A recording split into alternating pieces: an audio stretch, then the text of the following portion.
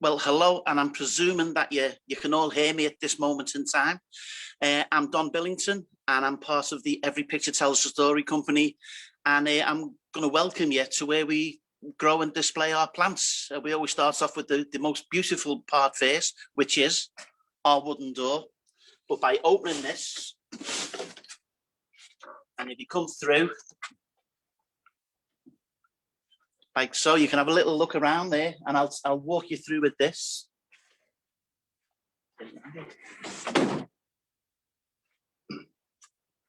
First thing, what would hit you if you ever come to have a look at it is this is the collection of Varieties that we have, all different types and all different sizes. Inside this as well, we have some of the Gaudias, which is a new species. You will see that we have an awful lot of the Tillandsia hanging around the place, as well as other little bits that we're growing for people as well. But this is like our little display of Varieties. We have got some more as we go further on. But something else what we're doing now, we're doing a lot of trials and testing out. A lot of the books or information based on growing bromeliads is based in countries like Australia, South America, and the Americas. And they're all people growing them in the back garden. What we're trying to do now is do a few tests, few trials, just so we can get the right advice to give to people to start growing them indoors. I mean, if you look at the back wall, here's one of the little trials that we're doing. You can see at the back wall these here. These are all what we think are all bilbergias. They are either the Zebrina or Braziliensis, and you'll see that each one or each little group is all separate. That's because that when you put these all together in a big massive group, they kind of all look a bit of the same. But once you sort of like study them, you look, some of them are smaller growing, some of them have smaller funnels, some are wider tunnels, some of the markings are a little bit different. So what we've done now is we've sort of isolated them into what we think might be separate groups. And then what we're going to do then is once they flower, then maybe then they are going to be a little bit different. One of the big issues that you have with growing bromeliads is that there's all sorts of different forms within the species of the genus, which is and can be a little bit of a nightmare. I'm going to back up a little bit now so we can show you what we're doing a little bit above here. Okay, what we're doing here, this part of the glass house now, the top part is really warm and dry. And what we're doing is we're seeing how some of the plants react. What we found is that the plants that are a bit more mature and we moss them up really do well. You'll see examples on this display where smaller pieces that we've put on, they don't like it. We have done trials and we will show you them as we go further on, where we've basically tied the plants directly onto bits of wood. And in some cases, it's doing really well. The big thing is it's keeping the plants moist. On your left-hand side, what you'll see there, it's a group of, we're just on the verge of getting some of these names. We're not too sure which one this is, but now we've got this one coming into flower. And once that comes more into flower, we're hoping that we can sort of put it on the Bromeliad Society International website, and we will start getting the names. So that's like a wall, what we've got there. This one here is one of the ones that we've got quite a lot of, and it's one of the Achemeas. Once we started doing this and starting to do this setup, what I tried to do was I actually tried to put all the Achemeas, Bilbergias, Nerigelias, Varieties all together. But as the collection and as the plants have grown and got bigger, it's kind of moved away from that. So where initially everything was all Bilbergia, we might have some Nerigelias thrown in there now, because the way I've set this up primarily, it's for display, it's for our benefits. We are hoping to get some visits in, and maybe a few groups coming around, but it's not open for anyone just to turn up and visit. It is a private collection. It's our own little thing. And I've set it up because I like to come and sit down here and just have a little look. So if we just walk on.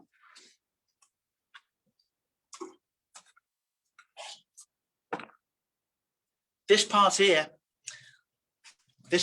was initially all the Bilbergias. And again, we mentioned about the different forms. What we've been able to do now is that because we've got all the plants together, all growing on, we can put them together to compare. Now, we think this one up here was one called Venezueliensis. So we grouped them all together. So there's 3. But we found that the one on the right now, grown in the same conditions, same environment, and the colours are different on it. So we might feel that this one here on the right is a different form. We've got a couple of that one growing really well. These two here together are two forms of the vittata. So that's like your Bilbergia vittata, and this one here actually just coming into flower is another one of the vittatas, but that is like more of a red foliage one. You can see at the bottom we've added some of the Nerigelias, again for display purposes. What we're trying to do as well now, because in the past we've done a lot of shows and we use a lot of moss, flat moss and things like that, we're trying to move away. So I'm trying to, I'm going to see what the likes of Selaginella looks like now with the displays that we do. So I've got a few of that growing there. You'll also see some ferns in there. The ferns are just to sort of like, make it a bit more natural. All the branches that we've used, but mainly rhododendron, and in some case there we've got a piece of tree ivy, and you can see where we've mossed it, where we're mossing the plants there, and it really is important to spray them on on days like today, 2 to 3 times a day. It is really time consuming, but we've got a few of these coming in now. The main one that's in flower now of the Bilbergias is the Saunder's-eye, and I think we might see it a bit, but we've got some coming there. And we might even see some out a little bit further on as we walk. On the right-hand side here, what we've done there is that we have put a wall. I've tried this wall of mainly Nerigelia, but also we have on there as well, and I'm going to make sure I'm going to say this right, is the Fostacus Strobulaceae, which is this one here. Now I've split this into 2, and luckily enough now we are starting to get some of the new flowers on this as well.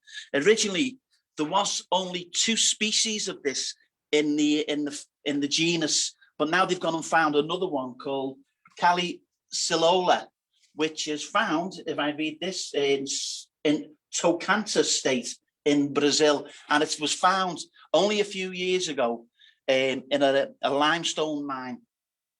So but now there's 3 of them. They still are finding more and more bromeliads as they go deeper into the jungles. See some of these now. These are ones that go nice for display. But what we've got coming, and we'll show you further on now, is this is what we're interested in now. All these young pups that are coming and what have you. Some pink sensations there. Moving along again. This one is Voodoo. Because this is our own place as well, we can trial things out. Now, if you can, look closely at this one here and zoom in on this one here. This one's called Van Derm, right? And right now, people wouldn't give much for that. But what we're trying to do is we're trying to grow these on and on now, just to see. A lot of the plants, sometimes you get in revert. If you get them in commercially from Holland, they revert. So this one's Van Derm, and loads of white there.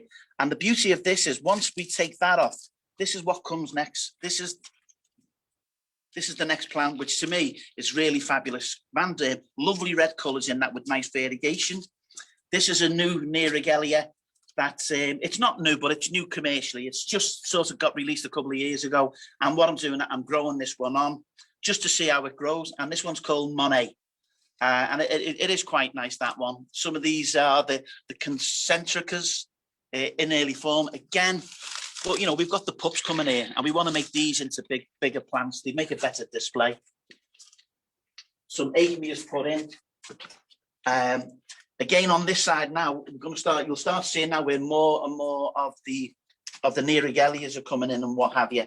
And what we've done is down there, what I've done with this as well, all the plants that are on the floor are all standing on pots or something. I've got a bark on the floor, and it does hold the moisture really well, but also it soaks it up.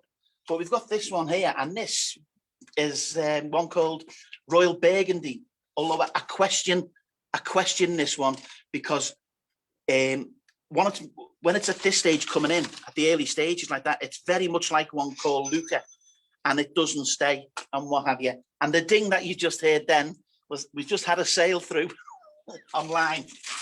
But all them plants there, Voodoo Doll, not yet taken colour. Again, this is another Vittata, and I don't know if we've just passed some of the Saunders. Oops, sorry.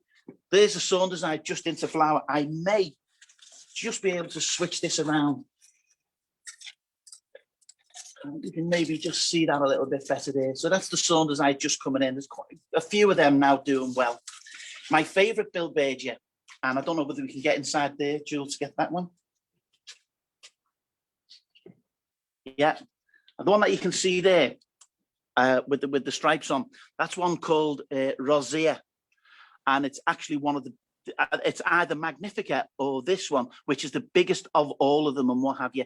We've grown this one. We got that very small in many years ago. The plant's grown big, but the pup now is really getting big, and it's only about 1/3 the size of the final size. And as always, with the rarest plants that you've got, in other cases with bromeliads, they send loads of offsets up. This one has sent one up. That's all we've got with that one offset. Moving along again. Again, see some more bilbergias and some more of the Neregelias and what have you. I find now that you can see the ones in the top right there. That's like 3 or 4 little offsets now, all grown as one plant. So we are going to be having much bigger plants, and I like the bigger plants, the better. Pyramidalis, this one there, Bilbergia pyramidalis. If you look at that pyramidalis again, and how bizarre is this? This one here is also pyramidalis, but this is the variegata, all coming into flower. If we have time, we'll show you some of the ones on the other wall where they're all coming into flower. Also, what I do as well, I literally tie or put the plants wherever they can.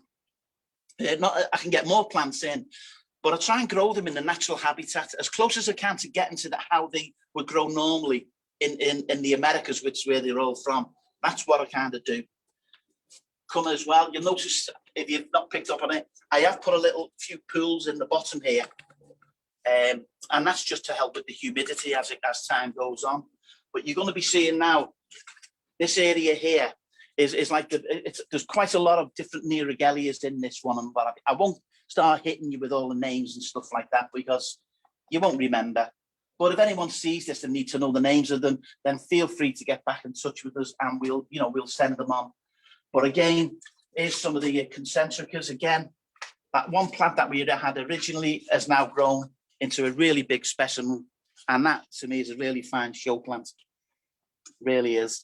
The vast majority of these are labelled. There are a few that we've still not been successful in labelling. About 4 or 5 years ago, in our previous greenhouse, we had a mass fire, and the fire destroyed, 80% of what we had. And now we're getting back on. We're getting back to where we were. We've still not replaced a lot of the plants that we had then, but we're moving towards the list that we had, and it's going well. And the plants are loving it because they're all sending off these little offsets now. We've got a nice, going back on ourselves there, a little porcifolia up there, just spreading its wings, for want of a better word. Move on a little bit more. You can see on this side, what we've done now, like every time we get something that we're confirmed of the species of it, everything's labelled. This one on the bottom now is Curtiana, and it's just finishing. But when we were sort of working with these and repotting them, working out, we found that we had this flower on this one. This is the inflorescence, but the flower on this is a yellow flower. And we found that we've got like a couple of plants with white, and that it's a hybrid. So we're really pleased with that. Again, this one here we think is Luca. You'll see some of the ones that we've got now, and these are all finished in flower, and we're just going to let these go. And that's Bloomnifolia. Bloomnavia. Again, the problem what we've got with this, different forms, the small form and big form. So we've kind of separated them. You'll see a lot on the bottom as well. So, I don't throw plants away. I find it a little bit hard to do. Moving this side here, we'll see some, now we're coming on now to the, where we started with the Aikmea. And, some of the ones that people might know, well, more obvious, just sort of like recognize, is this one, which is Nudicolus. At the top there is Orlandiana. I've got another one further on where you can have a nice little look at that. But a real good one is if I move some of this out here and you look through, we can see the big stripy one there. That is Aikmea Bert, a very, very old cultivar. One of the first ones I think was ever cultivated. Again, we've got a lot of species up there in this one as well. Again, walking through this one, Manzanarianus. Again, loads of little offsets coming on this. We think some of these might end up in a few of the botanic gardens around the UK. You know, we're in conversation with a couple now who are after some of the stuff that we've got. But we'd always keep, you know, I'd always keep at least 3 or 4 plants of each one. I would only give, you know, plants away if I had at least 4 of each one. I'm looking at this one again. Really big ones up there. Again, there's another Orlandiana. We've got some of the one that people used to have years ago called Fasciata. The new one out now is called Primera, and the Primera is the one without the spikes on, with it's smooth, no spikes on. That is your original species one, that with the spines on the leaves. Moving on now, we come there. See like little Varieseas coming in here as well now. You know, so and again, this is a Varisea. There's actually no name for this one now. Although we grow them in the pots as well. What I do trial them on branches and what have you. What we've now found after a while, the Varisseas that we grow in pots, the likes of your Nova, your Fosterianas and all them ones, the soil has got to be really, really very dry. And it's just about keeping water inside the cup. We've done loads of trials with it because if we found if you water them too much, they kind of rot, which is bizarre because this one here gets soaked once or twice a day and it's not done so. But we think that's because the water literally just sort of, it flies out. It's not standing in water where in pots it does. Moving on. And again, here's some more of the Curtsiana. These ones here, these are some of the Quisnelia. Again, you can see some of them have little twists on it and what have you. This one is another Quisnelia that doesn't. If we look down on this plant here, as of yet, it's still unnamed for us. I got this from a botanic garden, and I literally found just a piece of a branch. Now that is the parent plant, and this is the young pup that's coming from it. And that's not in any compost whatsoever. All we've done with that is cable tied it onto a branch and away it's gone. You will notice in some places we have just sort of stuck the plants in a little gap, not tied or anything. Some have gone on them. Generally speaking, the younger the plant, the less chance it's got. But I tend now to put a little bit of moss down, so at least a bit of moisture can hold on to that. Again, here's another one of the, this is Gaudea's smudge grub, this one. Again, I know it looks pretty awful, but we leave it and we just let it do its own thing to see what kind of happens. And that's the same with some of these other Varisseas that are here. So that one there, the mother part's gone, but we have got a couple of offsets that's coming up like that, which is pretty good because I've not seen that before. But again, we'll just leave that while it's doing its own thing. Some more Quisnelias here. Here we're coming on to some of the big stuff that we've got now. We have this one, we'll have a look in a minute, but the one through there is one called Whitrochia. And what we've done with that, really big, you know, maybe 10, 12-inch pots there, all mossed up, tied up, and I've just let them grow and naturally. These ones here, I've just placed on top. And again, in its natural habitat, this is what you'd see. You'd see all these leaves all like this, all dangling down and what have you. So I kind of just leave them while they're here and let them do it. Moving up again.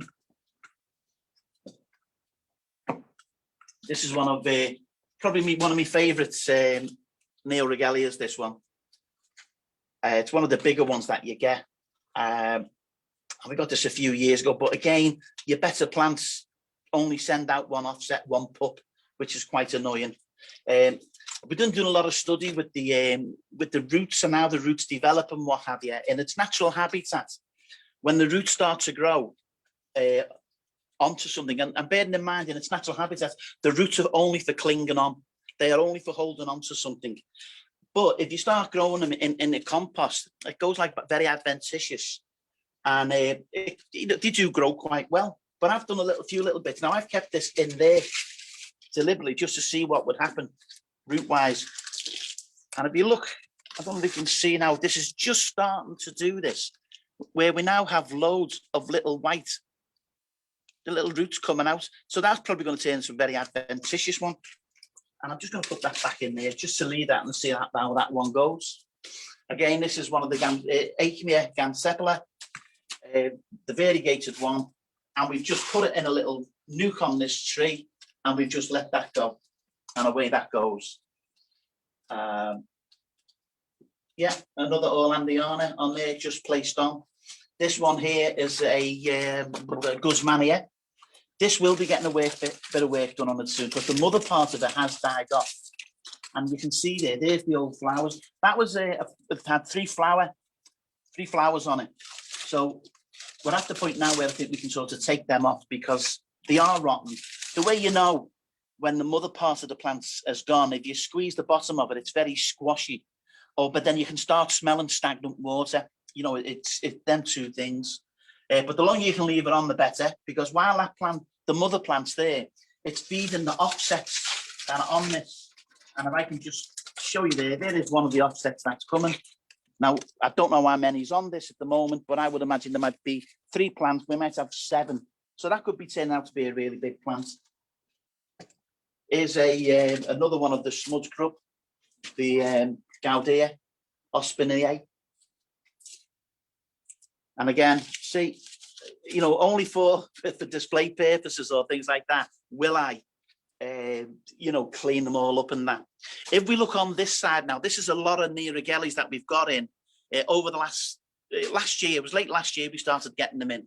But again, can you see what I've done here with these? If I try and look now, some of them I've just put on the tiniest little bit of moss and put them on. Others, like this one here, I've got a twig and I've connected the plants onto the twig. And what I find with this, that providing that you keep on top of them and keep them, you know, moist and watered and that, they do okay, you know. So all these ones here, that's one of the Monet ones. I've just put that there because I felt like this one's called Sunrise. I think it's a really nice one. Again, a few of that.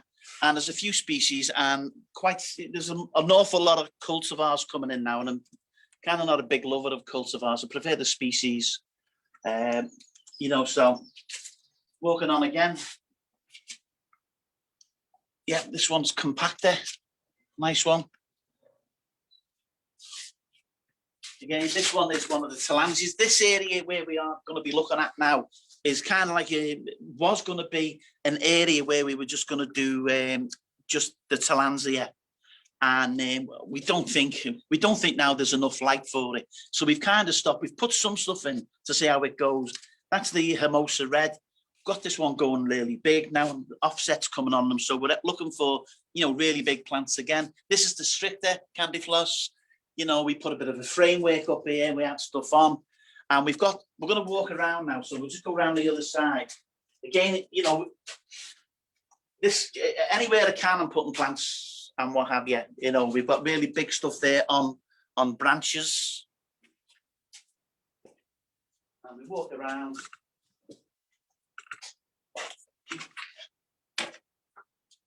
You'll get here in a minute. Okay, we've started this display here, so mainly all at the top and what have you. But I think I'm going to move this. I think, you know, I just feel as though we should have more light for these plants and what have you. Obviously, you can see, you know, this is Curly Slim again. Put it in place, let it go and do its thing, see how it does.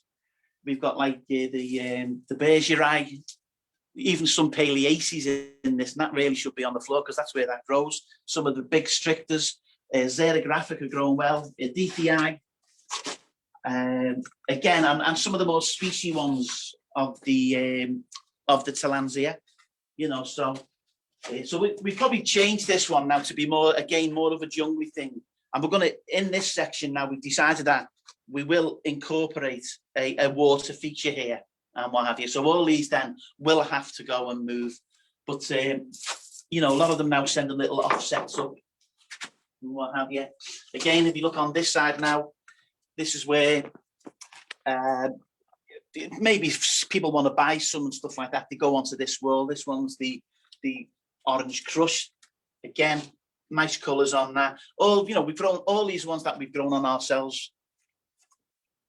The ones on the bottom here is all Gamsepala, What we're trying to do is get everything together so that, we know where plants are and we know what we've kind of got. These are some of the smaller ones. This one's just struggling through here. This is one of the smaller ones, and what have this is called red waif. A lot of people get these for vivariums and then, for the dark frog things and what have you. Ampullaceae as well that we've got. Again, people, like them.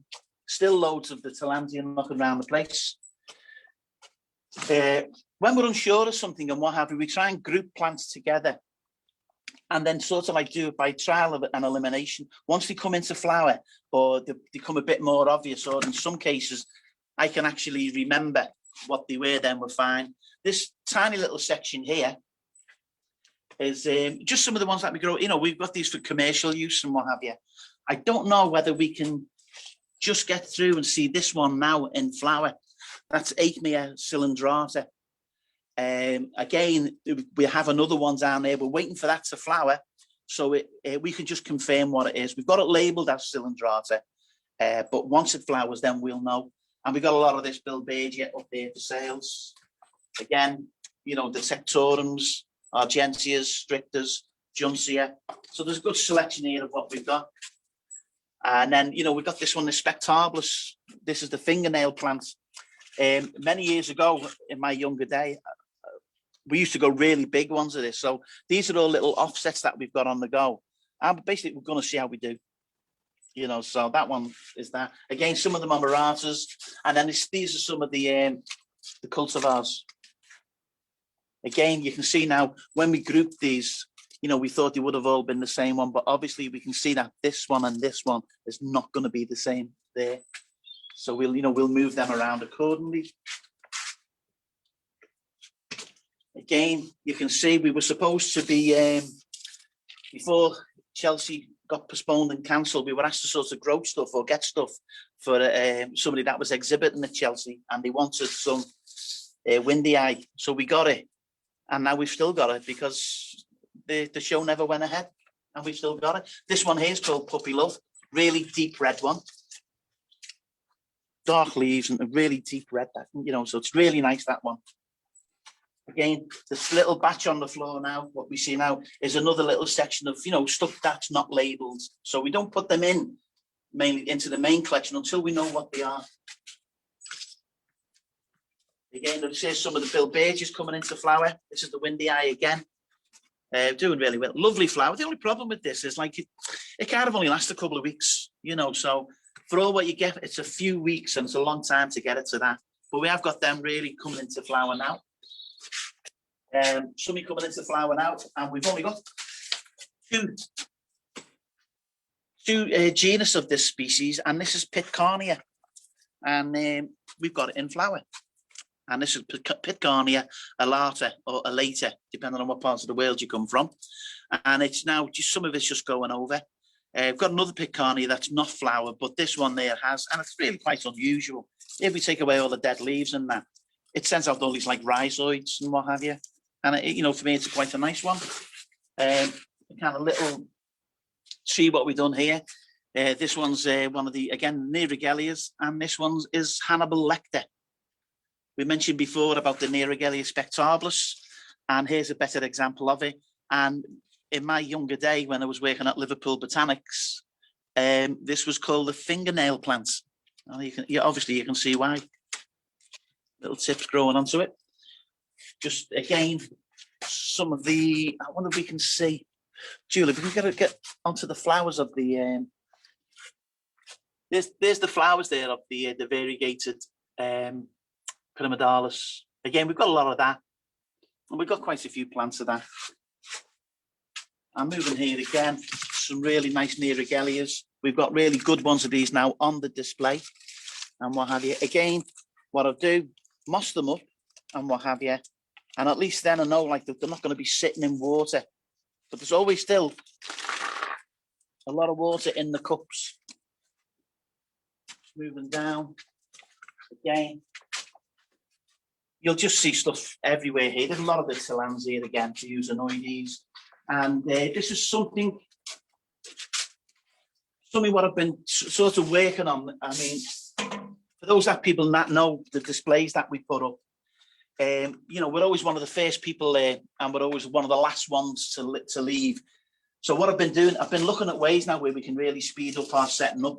And one of the things I've done is using this one, and I'm going to remember the name now, Pimiento. And what I've done with this is I've got a piece of rhododendron, and I've connected the plants onto the rhododendron. Now, I've not used moss. I've just took them out the pots and tied them on, hoping that these will sort of connect through. But what that gives me, if I go and do a display, it's something we can just place down, and away we go. And these, these are really quite young plants. Well, these have got to go really big. So I'm hoping once this is done, and if we ever get to do a show again, these will look pretty good. We tried them with a few plants. Some here.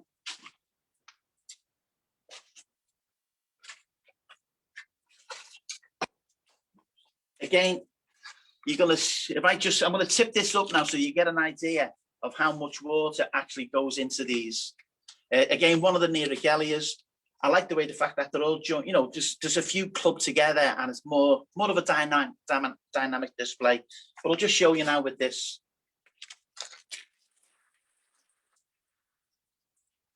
So if you do grow these at home, bear in mind, if you do lift them up, like, they do hold an awful lot of water. But if you do grow these at home and what have you, once you've got one of these, you've got them forever. All the plants on this little piece of wood are all pups from about 2 plants. So yourself, as the mother part dies off, you get 2 or 3 coming at the side, and you've always got them for display purposes, and they last like that. That's what they're like. They last you for ages. It's beyond me why more and more people don't sort of get into them. We've done this with quite a few bits and bobs. There's always catastrophes that happen. You know, I've got like a shading up on this greenhouse, and you probably see this net here. The very far end of this glass house didn't have any shading on because it was just an area that never got used, and the sun gets everywhere. And if the sun gets onto these through glass, that is the damage done by the sun. This is now no good now, and what have you. It'll be a couple of more years before we use this, because I don't like cutting them. But I will wait now till these send offsets and get more, and we'll go with them. So we're basically now coming to the end now. I don't want people to fall asleep. Cut there. Maybe one more to show you. No, that one's marked. This one out here. This is. Oh, can you come closer to you, because it's big, everyone. This.